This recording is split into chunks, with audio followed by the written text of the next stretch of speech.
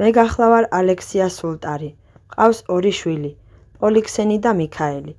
16 ივლისს ჩემს ბიძაშვილებთან ერთად ვემზადებოდი, რომ გემით სასეირნოდ წავსულიყავით. გემზე არის პატარა პროპელერიანი ნავიც, რომელსაც ხალხის გადასაყვანად იყენებენ. როდესაც გემის მესაჭე ჩემსა და ჩემი ვაჟის წასაყვანად მოდიოდა, ყურადღება არ მიუქცევია პოლიქსენისთვის, რომელიც წყალქვეშ ნიღბით ცურავდა და მას პროპელერით დაეტაკა. უეცრად ძრავა ჩაქრა და შეშინებულმა მძღოლმა დაიყვირა, რომ პოლიქსენის დაეტაკა. გადახტი და ამოიყვანე, შევძახე მძღოლს, საგონებელში ჩავარდნილმა. გოგონა ნელ-ნელა იძირებოდა. ცოტა ხანში ამოიყვანა და დავინახეთ, რომ მას შუბლი მთლიანად გადახსნილი ჰქონდა. დედა ოხთისა, ჩემი შვილი, შევღაღადე მე. გოგონა სასწრაფოდ წავიყვანეთ უახლოეს კლინიკაში, სადაც ერთმა ახალგაზრდა ექიმმა, რომელიც იქ მარტო იყო, პირველადი დახმარება გაუწია. სასწრაფო დახმარების მანქანის მოლოდინში ჩემთვის ვამბობდი: ღმერთო ჩემო, შვილს ვკარგავ. იმავდროულად პატარასაც ველაპარაკებოდი: გაახილე თვალები, შვილო. მოუკლებლად ვლოცულობდი და ღმერთს ვევედრებოდი, რომ პატარასთვის სიცოცხლე ეჩუქებინა. პაპა გეორგიუს საავადმყოფოში რომ მივედით, ბავშვზე ზრუნვა ერთმა ბავშვთა ქირურგმა ითავა. მან შეკითხვების დასმა დაუწყო, აინტერესებდა შეეძლო თუ არა კომუნიკაცია. რა გქვია? პოლიქსენი, უპასუხა გოგონამ. რამდენი წლის ახარ?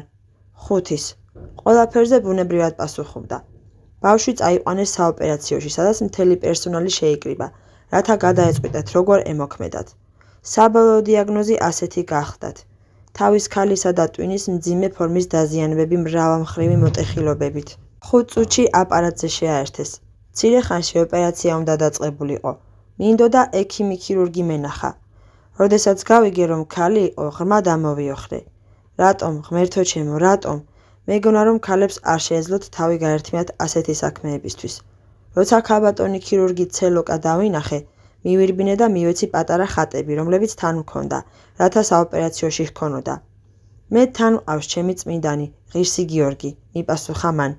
მუხლებზე დავემხე და ცრემლებით შევევედრე. იღონეთ, რაც შეგიძლიათ, რომ ჩემი შვილი გადაარჩინოთ. ამ ბავშვისთვის თავს არ დავზოგავ. თქვა მან და საოპერაციოში შევიდა. მე გარეთ ვიჯექი და ვლოცულობდი. ადამიანები განუწყვეტლი მოდიოდნენ და მანუგეშებდნენ. ოპერაციამ 5 საათს გასტანა. გამოვიდა ექიმი, მომიახლოვდა და მითხრა: ბავშვი ცოცხალია. ჩემთვის ეს საკმარისი არ იყო. წინ დიდი ბრძოლა გელით, განაგრძო მან, როცა ბავშვი აქ მოიყვანეს, ძალიან ცუდად იყო. პირველი ოპერაცია მდგომარეობის დასტაბილურებისა და თავის ტვინის დაზიანებების აღდგენისთვის ჩატარდა. ძვლის ყველა ნამტვრევი, რაც კი ტვინის შიგნით და გარეთ იყო, მოვაცილეთ. ასევე მოვაცილეთ ტვინის დაზიანებული ნაწილი და ის ადგილი სქელი მემბრანით დავფარეთ. ახლა აპარატზეა შეერთებული და იპოკრატიოს საავადმყოფოში ბავშვთა რეანიმაციულ განყოფილებაში გადაიყვანენ. ნეტავ რაიმე გართულება არ შეემთხვეს და ტემპერატურამ არ აუწიოს. ექიმს მადლობა გადაუხადე და სასწრაფო დახმარების მანქანას უკან გაყევით იპოკრატიოს საავადმყოფოში. ვიჯექი რეანიმაციულ განყოფილებასთან და მხურვალედ ვლოცულობდი. იმ დროს მრავალი ადამიანი გულითადი თანაგრძნობით გვერდში დამიდგა. როგორც კი რომელიმე ექიმს სარეანიმაციოდან გამოსვლას დავინახავდი, ვეკითხებოდი: როგორ არის ჩემი შვილი? ერთმა ექიმმა მითხრა: ქალბატონო, ბავშვს ნახევარი ტვინი მოჭრილი აქვს და თქვენ მეკითხებით ხელფეხი თუ ამოძრავაო. ილოცეთ, რომ ბავშვი გადარჩეს. მე ლოცვა განვაგრძე. მე-6 დღეს პოლიქსენიმ გაიღვიძა. სხეულის ყველა ნაწილს ამოძრავებდა, მხოლოდ ლაპარაკი არ შეეძლო. მითხრეს, შეიძლება ტვინს რაღაც დაზიანება აქვს და ლაპარაკი საერთოდ ვეღარ შეძლოსო. ვიდრე წავიდოდი, ბავშვს ვთხოვე ჩემთვის დედა დაეძახა. მან ჩურჩული წარმოთქვა, დედა. და მეც დაიმედებული წავედი. საავადმყოფოში 20 დღეს დაჰყო. როცა გამოწერეს, დადიოდა და ლაპარაკობდა. ექიმებმა ისიც მითხრეს, ალბათ ეპილეფსიის საწინააღმდეგო წამლები დასჭირდება, რამე თუ ამის დიდი ალბათობა არსებობსო. 23 სექტემბერს წმინდა პოლიქსენის ხსენების დღეს ვესტუმრეთ ქირურგს, ქალბატონ ცოლეკას. მაშინ გავიგეთ, რომ როცა მან გოგონას ოპერაციის ამბავი შეიტყო, თქვენთან დარეკა, რომ გელოცათ. კიდევ გვიამბო, რომ როცა საოპერაციოში შევიდა და პირჯვარი გადაიწერა, როგორც ამას ყოველი ოპერაციის წინ აკეთებს, საკმევლის მკვეთრი კეთილსურნელება იგრძნო. კვლავ გადაიწერა პირჯვარი და კეთილსურნელებამ უფრო მოიმატა. მაშინ თქვა: ჩემი მფარველი ღირსი გიორგი ჩემ გვერდით არის. და რწმენით შეუდგა ოპერაციას. ექიმს მეც ვუამბე თუ რა დაესინზვრა პოლიქსენის ერთ საღამოს. ეს მოხდა რეანიმაციული განყოფილების გამოსვლიდან რამდენიმე დღეში. გოგონა მიამბო: დედა, როდესაც მეძინა, მოვიდა დიმიტრი, მისი გარდაცვლილი პატარა ძმა, ერთ მღვდელთან ერთად და თამაში დავიწყეთ. მღვდელი საკმაო ხანს ჩვენთან იყო. შემდეგ წამოდგა და მითხრა: პოლიქსენი, მე ახლა მივდივარ, უკვე აღარ ვარ საჭირო, ახლა სხვა ბავშვს ვჭირდები და მასთან მივდივარ, რომ დავეხმარო. მას შემდეგ ყველაფერმა კარგად ჩაიარა, ყოველგვარი გართულების გარეშე. სამჯერ გადავიღეთ ელექტროენცეფალოგრამა და ყველაფერი სუფთაა. ეპილეფსიის არავითარი ნიშანი არ არსებობს. 2013 წლის მარტში გვინდოდა მონასტერი მოგვილოცა და თაყვანი გვეცა ღირსი მამისთვის, რომლის შესახებ მრავალი რამ გვიამბო ქალბატონმა ცოლეკამ, რომელიც არსებითად ბავშვის მხსნელად მოგვევლინა. მოლოცვამდე ერთი დღით ადრე ბავშვს ტემპერატურა მაუწია და ვიფიქრეთ მგზავრობა გადაგვედო. საბოლოოდ მაინც მოვედით. როგორც კი მონასტრის ეზოში შემოვედით, სულში სიმშვიდემ დაისადგურა. პოლიქსენი მას თავი უკეთესად იგრძნო და ტემპერატურა საერთოდ დაცხრა. დავსხედით იღუმენია პორფირიასთან ერთად. ვუამბეთ სასწაულის შესახებ და მადლობა მოვახსენეთ ლოცვებისთვის. შემდეგ ჩემი მღელვარება გავანდე პოლიქსენის ოპერაციასთან დაკავშირებით, რომელიც 17 მაისს იყო დაგეგმილი. მან დამამშვიდა და მითხრა: ღირსი გიორგი, რასაც წამოიწყებს, ბოლომდე მიჰყავს. დანიშნულ დღეს კვლავ პაპა გეორგიოს საავადმყოფოში ვიყავით ოპერაციაზე, რომელიც ისევე როგორც წინა 5 საათს გაგრძელდა. ექიმმა ცოლეკამ ისევე სიყვარულითა და გულმოდგინებით იზრუნა ბავშვზე, როგორც საკუთარ შვილზე. როცა ყველაფერი დამთავრდა, ერთ დღეს ექიმმა მითხრა: ალექსია, ახლა შემიძლია გაგანდო, რომ როდესაც პოლიქსენი საოპერაციოში შევიყვანე, არ ვიცოდი გადარჩებოდა თუ არა, რადგან ძალიან რთულ მდგომარეობაში იყო. მას სიცოცხლე ლოცვებმა შეუნარჩუნა. მე გახლავარ ნიკოლოზ ალძავერი, სირიიდან. ჩემი შვილი, პეტრე გიორგი, დაიბადა 2013 წელს. სირიაში არსებობს ჩვეულება, როგორც კი დაიბადება ჩვილი, ფიზიკური სიძლიერისთვის ვიტამინებს ვუკეთებთ. სამწუხაროდ ეგთან სამკვლები აერია და ვიტამინის ნაცვლად ახალშობის მორფიუმის ინექცია გაუკეთა. ჩვილს სილურჯე დაეტყო, გულის იმპულსი დაეცა და ტვინსაც საფრთხე დაემუქრა. ბავშვი მაშინვე სხვა საავადმყოფოში გადავიყვანეთ და ვაცნობეთ მამა ნექტარიოს ბიტარს, რომლის ტაძარშიც წმინდა გიორგი კარსიდისის წმინდა ნაწილია დაბრძანებული, მოსულიყო და ჩვილისთვის წმინდა ნაწილით ჯვარი გადაესახა. როცა მღვდელი პალატაში შემოვიდა, წმინდა ნაწილმა კეთილსურნელება გამოსცა. ყველას უკვირდა, საიდან მოდიოდა ეს სურნელება. მამა ნექტარიოსმა ჩვილს ჯვარი გადასახა და სასთუმალთან წმინდანის პატარა ხატი დაუდო. ჩვილი უკან იხედებოდა, ხატს უცქერდა და იღიმებოდა. უმალე უკეთესობა დაეტყო და საფრთხეც გადალახა. მე-40 დღეს მოვნათლეთ და ღირსი მამისადმი მადლიერების ნიშნად პეტრე გიორგი დავარქვით. მას შემდეგ არავითარი გართულება აღარ ჰქონია, 7 და ჯამრთელი ბავშვია. მე ადელაის მარია ძინიკისი გახლავარ. ცხოვრობ ათენში. 2012 წლის აგვისტოში მკერდის სიმსივნე დამიდასტურდა.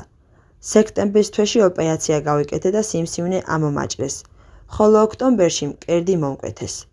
ოპერაციის შემდეგ ერთ კვირას აფორიაქებული ვიყავი. 2 ნოემბერს სამრევლოში შევიკრიბეთ, რათა წმინდა დიდმოწამე გიორგის სავედრებელი პარაკლისი აღგვევლინა.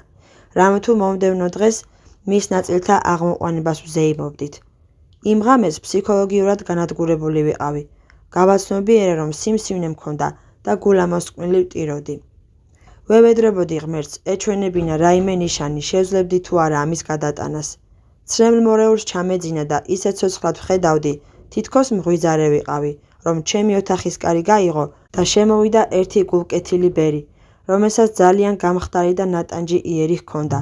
მომიახლოვდა და მითხრა: ჩემო გოგონა, ნუ ღელავ, კარგად იქნები. მაგრამ როცა გამოკეთდები, ხატწერით უნდა დაკავდე, რადგან ამის ნიჭი გაქვს. მაშინ მკითხე: პირველად ვისი ხატი უნდა დავწერო? შინაგანად უწყება მქონდა, რომ ჩემს თანამოსაუბრეს გიორგი ერქვა და განვაგრძე. წმინდა გიორგის ხატი უნდა დავწერო? დიახ, მიპასუხა მან, მაგრამ არა ის, რომელიც ურჩხულს ებრძვის. ამ დროს გამომეღვიძა და ნანახ სიზმარზე დავიწყე ფიქრი. მომდევნო დღეს მივედი ჩემს სულიერ მოძღვართან. მან მითხრა: 4 ნოემბერს იმ დიდი წმინდანის ხსენებას უდღესასწაულობთ, რომლის მონასტერი დრამაში მდებარეობსო. მე ინტერნეტში შევედი და ძებნა დავიწყე. მისი ხატის დანახვამ შემძრა. ეს ის ბერი იყო, რომელიც სიზმარში ვიხილე. მას შემდეგ მის მიმართ დიდი კრძაულება მაქვს. წავიკითხე მისი წიგნით და მას შემდეგ ძალიან შინაურ ადამიანად მივიჩნევ. არასდროს დამავიწყდება მისი ალერსიანი საუბარი და ნუგეში. იგი მამაა ჩემთვის და ძალიან მიყვარს. აგერ უკვე 3 წელია გამოკვლევის პასუხები სრულიად დადებითია. დღეს ჩემი აღთქმა შევასრულე და მოვედი თქვენს მონასტერში, რომ მის წმინდა ნაწილებს თაყვანივცე და მხურვალე მადლობა შევწირო. 2013 წელს ეტოლო აკარნანიის მიტროპოლიტი ჩვენი ტაძრის დღესასწაულზე გახდათ მოწვეული და მოგვითხრა შემდეგი ამბავი. ჩემი ეპარქიის ერთ მღვდელს ტაძარში ღირსი გიორგი კარსიდისის წმინდა ნაწილი ჰქონდა. ახლოვდებოდა მისი ხსენების დღე. გახარებული მღვდელი, რომელსაც წმინდა ნაწილი ჰქონდა და მოუთმენლად ელოდა დღესასწაულს, მოვიდა ჩემთან და კურთხევა გამოითხოვა, რომ ტაძრებთან აფიშები გაეკრა, რათა ხალხს დღესასწაულის შესახებ შეეტყო. მე სიამოვნებით მივეცი კურთხევა. ისიც დადიოდა ტაძრებში და აფიშებს აკრავდა. როგორც მას ეგონა, ბოლო ტაძარში რომ გააკრა და კმაყოფილი ჩაჯდა მანქანაში, ძრავა აამუშავა თუ არა, ზურგზე ხელის მსუბუქი შეხება იგრძნო, თან ხმა მოესმა. წმინდა სამების ტაძარში დაგავიწყდა აფიშის გაკვრა. გაოცებული მიბრუნდა უკან. მაგრამ ვერავინ დაინახა. ჩათვალა, რომ ეს წმინდა გიორგი იყო. წავიდა წმინდა სამების ტაძარში და ნახა, რომ მართლაც დავიწყებული ჰქონდა ერთი აფიშის გაკვრა. ამ დროს განსაკუთრებული სიხარული და მადლიერება იგრძნო წმინდანის მიმართ, რომელიც მას წამოწყებულ საქმეში ეხმარებოდა და თან დაჰყვებოდა. დიდად პატივცემულო იღუმენია. მე გახლავარ მამა სოტირი, ბაკოსისი. მსახურობ თეოპეტრას წმინდა ათანასეს სახელობის სამრევლოში, სტაგონისა და მეტეორის ეპარქიაში. 2013 წლის 10 ივნისს ეპარქიის დანარჩენ სამღვდელოებასთან ერთად თქვენი მონასტერი მოვილოცე. მონასტრის სივრცეში რომ შევედი, სულიერი სიხარული ვიგრძენი. თავიდან ჩავთვალე, რომ ეს განცდა მონასტრული გარემოდან მომდინარეობდა. მაგრამ როცა მთავარ ტაძარში შევედი და წმინდა გიორგი კარსიდისის ხატს გავუსწორე თვალი, ამ განცდამ უფრო იმატა. მის თავის ქალას რომ მემთხვიე, მაშინ ხომ ენით უთქმელი სიხარული დამეუფლა. სიმართლე რომ ვთქვათ, ღირსი მამის ხატი ჩემი ხედვისა და წარმოსახვისთვის მახლობელი იყო და ამან ცნობის მოყვარეობა აღმიძრა. მის შესახებ ინტერნეტში ძალიან მცირე რამ მქონდა წაკითხული, ამიტომ ვერაფრით შევძელია მეხსნა თუ საიდან მოდიოდა ასეთი სიახლოვის განცდა. როცა მოვილოცეთ ტაძარი, სადაც იგი მსახურობდა, ცახცახი დავიწყეთ, თითქოს მთელ სხეულში დენმა დამიარა. პირდაპირ მნიშვნელობით ვიგრძენი ღირსი მამის თანამყოფობა იმ სივრცეში, სადაც ვიყავით და მთელი გულით ვიგრძენი იგი როგორც მახლობელი პიროვნება. იმ დროს, როცა მის სენაკში ბერის სურას თაყვანი ვეცი, ცრემლები ვეღარ შევიკავე. თქვენი მონასტრიდან რომ მივდიოდი, ისეთი განცდა დამეუფლა, თითქოს თან რაღაც მიმქონდა, რაღაც ახალი. ამ რაღაც ახლითა და უსაზღრო სიხარულით დაუბრუნდი ჩემს სამრევლოს. მომდევნო დილით ტაძარში წავედი წირვაზე. წმინდა მოციქულთა, ბართოლმესი და ბარნაბას და წმინდა ლუკას სიმფეროპოლის ეპისკოპოსის ხსენების დღე იყო. შემთხვევის ლოცვებს რომ მკითხულობდი, ტაძრის ჩრდილოეთ ნავთან ჩემი ყურადღება რაღაცამ მიიპყრო. ვეღარ მოვითმინე, შევწყვიტე ლოცვა და იქითკენ გავემართე. მზერა ზემოთ მიმაპყარი და დავინახე წითელი მანტიით შემოსილი წმინდა გიორგი კარსიდისის მთლიანი ფრესკა, ზუსტად ისეთი, როგორიც თქვენს ტაძარშია. ეს ფრესკა ჩვენს ტაძარში 1997 წლიდან არსებობს. უფრო ადრე, ვიდრე წმინდანად შერაცხავდნენ და რადგანაც მაღლა იყო გამოსახული, გვარი კარსიდისი არ მქონდა წაკითხული. რომელიღაც ადგილობრივი წმინდანი მეგონა. ეს სამრევლო 2001 წელს ჩამაბარეს. შეუძლებელია ჩემი სიხარული აღგიწეროთ. ჩვენი სამრევლოსთვის განსაკუთრებულ კურთხევად მივიჩნია ის ფაქტი, რომ გარკვეული ადამიანები კილომეტრებით შორს იმ ადგილიდან, სადაც ღირსი მამა ცხოვრობდა, პატივს სცემდნენ მას, როგორც წმინდანს, მანამ ვიდრე იგი წმინდანად შეირაცხებოდა. მაშინვე მძაფრი სურვილი გამეშდა, თუ შესაძლებელი იქნებოდა ჩვენს სამრევლოში ღირსი მამის მცირე წმინდა ნაწილი გქონოდა. 1996 წელს ქრისტოს პაპა ანასტასიოს ჩვენი სამრევლოს მაშინდელი მღვდლის სიმამრს ხელში ჩაუვარდა წიგნი „დრამის ბერი, გიორგი კარსიდისი“. ბატონმა ქრისტოსმა ამ წიგნის საკითხვის შემდეგ სიზმარში იხილა ღირსი მამა, რომელიც მას მიუთითებდა, რომ მისი ფრესკა დაეწერა. ქრისტოსის დაჟინებულ მოთხოვნას სიძეს დასთანხმდა. ასე დაეწერა წმინდანის ფრესკა ტაძრის ზემო ფრიზზე. მე სტავრულა არამბაძისი გახლავარ, წარმოშობით დრამიდან. 2014 წელს გარკვეული სირთულე შემხვდა იმ თვალსაზრისით, რომ სამსახურში პედაგოგი ვარ, სახლიდან საკმაოდ შორს კრეტაზე დამნიშნეს. სხვა ადგილას გადაყვანის ალბათობა არ ჩანდა, ამიტომ მეტად რთულ მდგომარეობაში აღმოჩნდი. მაშინ ვიფიქრე, შეწევნისთვის თხოვნით მიმემართა წმინდა გიორგისთვის, რომლის მიმართ განსაკუთრებულ კრძალულებას ვგრძნობ. აღთქმას დავდე, რომ როგორც კი ადგილს შევიცვლიდი, პირველ ხელფას მონასტერს შევწირავდი. მისმა მეოხებამაც არ დააყოვნა. მცირე ხანში სხვა ადგილას გადამიყვანეს და დღეს აქ მოვედი, რომ მადლობა გადავუხადო და დაპირება შევასრულო. მე კალიოპი იანაკიდისი გახლავარ, ალექსანდროპოლიდან. 2010 წლიდან დავდივარ მოსალოცად თქვენს მონასტერში. ღირსი გიორგის მიმართ განსაკუთრებული კრძალულება გამაჩნია. 2014 წელს შემემთხვა დიდი მწუხარება, რომელმაც ადამიანების მიმართ ნდობა შემირყია. ამის გამო მელანქოლია მომიცვა და საკუთარ თავში ჩავიკეტე. ბოლოს სამუშაოც დავკარგე და ამდენად 10 წლის შემდეგ იძულებული გავხდი დაბრუნებულიყავი მშობლიურ სახლში. იმ დროს, როცა შეწევნა მჭირდებოდა, ვიფიქრე, დახმარებისთვის ჩემი საყვარელი წმინდა გიორგისთვის მიმემართა. ავიღე მისი პარაკლისი და ყოველდღე რწმენით ვკითხულობდი. ჩემი პირველი სათხოვარი სამუშაოს შოვნა გახლდათ. 2 თვის თავზე სამუშაოდ მიმიღეს ჩემი პროფესიით, როგორც ექთანი. შემდეგ ვკითხულობდი პარაკლისს და ვევედრებოდი, რომ ჩემთვის გამოეგზავნა ვინმე კეთილი, გონიერი, ერთგული ადამიანი, ვისთანაც ქრისტიანულ ოჯახს შევქმნიდი. 6 თვის შემდეგ წმინდანმა ჩემი მომავალი მეუღლე მომივლინა. ყველა ამ სიკეთეთა გვირგვინად ერთი მშვენიერი შვილიც გვაჩუქა. პირველი და უმთავრესი, რაც მას ვთხოვე, იყო ჩემი სიმშვიდე და მყუდროება, რაც მან უხვად მომმადლა. ახლა კი ჩემს სახლში ჩემი სამსახურით, მეუღლესა და შვილთან ერთად ვხარობ და ვტკბები იმ ძღვნითა და სიკეთეებით, რომლებიც წმინდა გიორგი კარსლიდისმა მომანიჭა. ახლა 2 წლის თავზე მოვედი ჩემს ქმართან ერთად, რომ წმინდანს გულის სიღრმიდან ვუთხრათ მადლობა. მე გახლავარ სოფია პაპადოპულოსი ქსანთიდან. 2014 წლის სექტემბერში დავორსულდი. ექიმებმა დაადგინეს, რომ ჩვილს ფილტვებზე იშვიათი სნეულება სჭირდა, რასაც რთული განვითარება მოჰყვებოდა. მირჩიეს მცელი მომეშალა, მაგრამ მე შეუდრეკილი ვიყავი. კიდევ ჩავიტარე გამოკვლევები, რომლებმაც წინა კონსულტაციის შედეგი დაადასტურეს. ნაყოფს ფილტვებში მრავლობითი ცისტები აღმოაჩნდა და ორგანო ფუნქციონირებას ვერ შეძლებდა. საუკეთესო შემთხვევაში რამდენიმე ოპერაცია დასჭირდებოდა. ერთ დღეს სრულიად მოულოდნელად მოვედით მონასტერში. მანამდე წმინდა გიორგი კარსლიდისის შესახებ არაფერი ვიცოდი. თაყვანი ვეცი და დიდი სიმშვიდეც ვიგრძენი. ერთმა მონაზონმა, აცრემლებული რომ დამინახა, ღირსი მამის საფლავის მიწა მომცა და მითხრა, წყალში გახსენი და ყოველდღე დალიეო. მომდევნო 3 თვე ძალიან მძიმე იყო. ექიმები საიმედოს ვერაფერს გვეუბნებოდნენ. ჩვენ აქ პოეტ დასაყრდენი. მოვდიოდით ყოველ კვირას და წმინდას ვეოდრებოდით. პირობაც მივეცით, თუ ბიჭი დაიბადებოდა და ჯანმრთელი იქნებოდა, მის სახეს დავარქმევდი. ყოველ დღეს ვამდი მიწიან წყალს და ვკითხულობდი მის წიგნს სასწაულებთან დაკავშირებით.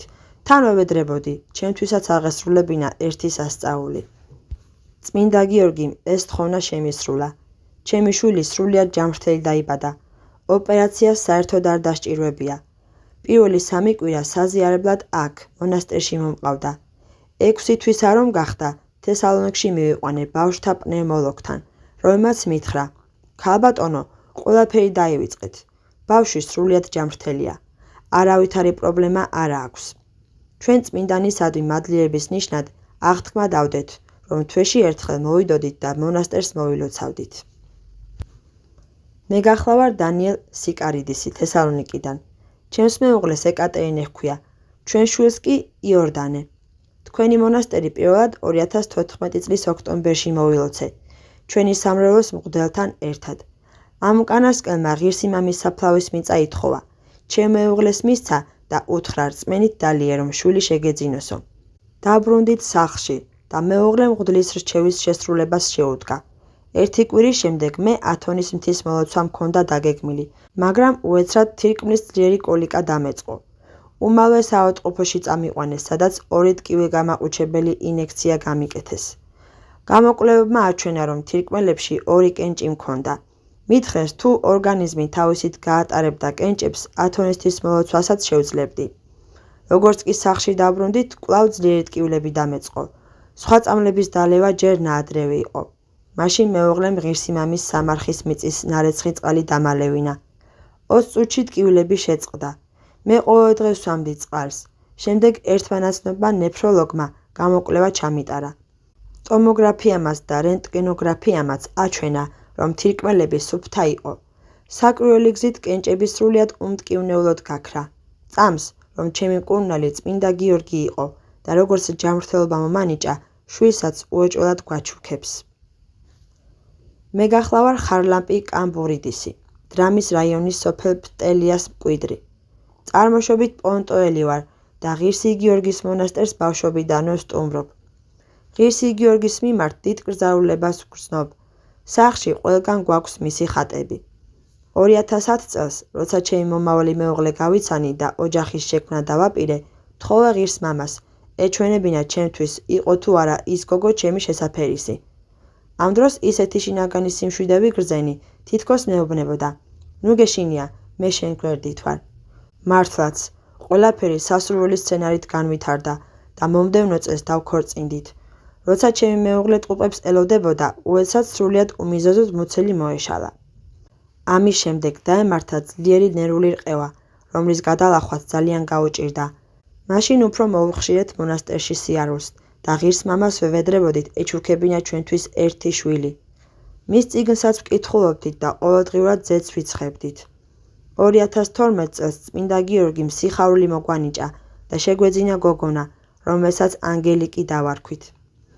დროთა განმავლობაში ჩვენმა პატარამაც ისწავლა წმინდა მამის სიყვარული. ყოველ დილით მიდის თავის საწოლთან, სადაც წმინდანის ხატია დაკიდებული, რათა ილოცოს და ხატს ემთხვიოს. დღეს უკვე 2 წლისა, როდესაც მონასტერში მივდივართ, თავისით მიისწრაფვის, რომ მის თავის ქალას თაყვანი სცეს.